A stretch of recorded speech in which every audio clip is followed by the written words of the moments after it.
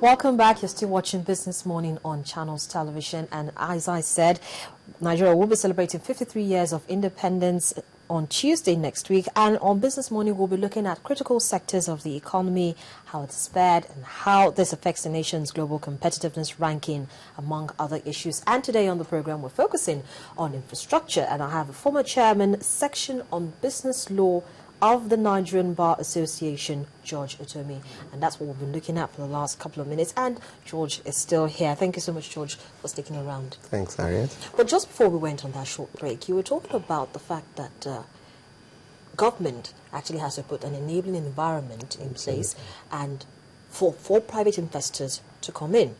Now we've seen more and more private investors actually signify interest in key sectors of the economy. The recent one we know is the power sector. Sure. Of course, there's also been something done in the aviation industry and the telecoms sector. Now, one critical aspect of transportation is railway. And for some reason, there's a provision in the Act that says no private investor can actually come in to actively do anything about it in terms of probably building more rail lines or trying to work on the existing ones. Sure. Why is that? More than the Act, it's actually in the Constitution, because it's in the exclusive list, which means it's only the federal government that can do it, and except, of course, they concession it to anybody else to do. So if you, on your own, you are moved by a desire to do something very quickly, you have to go through the rigors of getting the concession from the federal government. That's a major, major drawback. Let's not forget that one of the things that made Nigeria work at one time, especially when we were running a regional system, was the healthy competition amongst the three major regions before the Midwest region came in almost all sectors. And all you needed to do was to know that one region had done something. When education came, Western government did education, the East followed, the North had no choice but to follow, Midwest, and it produced a generation of highly educated Nigerians. You had the same thing with agriculture, and so each person went back to their strong base. The West was doing a lot of cocoa. In the East, you had the palm produce. In the North, you had the granite, those famous granite pyramids. In the Midwest, your palm produce and all that. And Nigeria was actually a net exporter of a lot of these things. Then come the military era. And because of the command structure of the military regime, and because of the distrust that necessarily comes with the manner in which they come into office, the command and control structure had to be centralized. And that's what we have suffered from till this day. Even the constitution we're talking about was virtually handed down to us by the military. And so the command structure still leaves a lot in the hands of the federal government. The government has already overbloated, too many responsibilities, at times parallel functions with states. So right now, shouldn't they be thinking about amending that act? They should. I'm hoping that since we're now talking about amending the Constitution, that's one of the things they should do. It impedes progress. If a state today wanted to start a railway program, they have to go get a concession from the federal government. That's a disaster. Because even that, it's not even just with the railways. We even notice it with the roads. Yeah, very many things.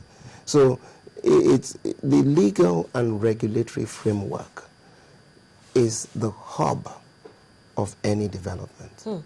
Any businessman who wants to come and do business, the first thing he wants to know is your legal and regulatory framework. How do I get in? How do I get out? Remember, investment funds are moving all over the world, and so they move to where they are best attracted. So you must create a legal and regulatory environment to attract them. But if you have a legal and regulatory environment that's restrictive, there's too much uncertainty about it. The funds may either not come or they'll come in too expensive. And that will naturally impede your ability to progress. Okay, so now we have a lot of the government is experimenting rather with private-public Sure. partnership, Sure. and we have a lot of concessioning going on. Sure. We've seen that in the aviation industry. It's come up with a little bit of challenges here and there. We've also seen it in terms of the concessioning of the toll gates and the rest of it. How can they ensure that the hiccups that they've actually experienced with all of this, in the eventuality that they want to start to concession the railway lines, how can we ensure that this doesn't repeat itself again? Because we need to get the railways working. We know that Lagos State has, there's been a test run of trains going from Lagos to Kano and the rest of it. And we know Lagos is a commercial hub of Nigeria. Sure. And Kano has a lot of large farm produce, tomatoes, pepper, and the rest of it, and we need to have this ferried across. So we want to have more private investors coming in. Sure. How can the concessioning arrangements be done in such a way that everybody has a win-win situation? Sure. First of all, is the political will.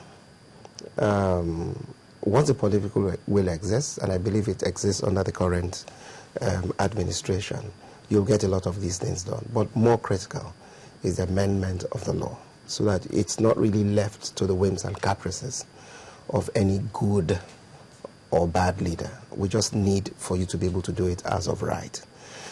Because you're correct. If people don't move, development will not come. You would have imagined that Nigeria at independence, we had a functional railway system. I remember schooling then in Port Harcourt, and my mom was working in Nsukka. We used to go to the railway station. They would just put us into various carriages, first class, second class, third class. We stopped in Enugu, then we'd go by road to Nsukka. And a lot of times we went unaccompanied. And it was a dignifying experience. That was the experience of many Nigerians. They will tell you that. But how many years after, railway was almost completely dead until it was recently revamped. And what then happened in the alternative? We went into road haulage for goods, which is generally inefficient. It puts pressure on your routes because most of your routes are not built to carry that sort of weight over a sustained period. And so in the end, it slowed down growth in the end, just to put it mildly. It slowed down growth. Look at what happened with the Apapa thing. I think the first train that left took away goods which about 20 to 40 trailers all lined together would have taken. So you can imagine how efficient it would have been. Now, not just for goods. What about passenger? When they built Abuja, it still bungles my mind why a dedicated railway line was not built between Lagos and Abuja as part of the cost excuse me, of developing a new capital.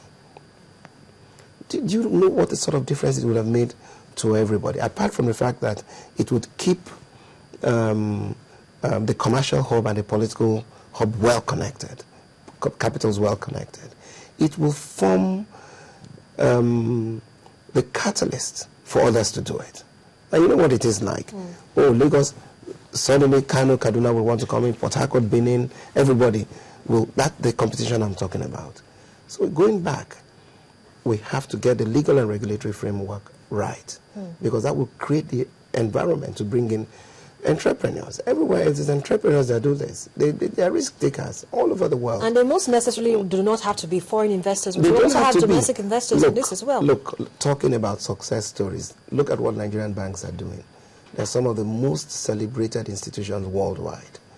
And they will tell you that one of the things that has brought Nigeria the most stature internationally have been our banks. Do you know at times our banks are more efficient when you go abroad using their cards than even the so-called more established banks abroad? And you don't go there and see a hall full of white people. It's our guys who are doing it, young guys, and every day they come up with innovative products. They've gone into the West African sub-region and totally turned those economies around and all that. So the human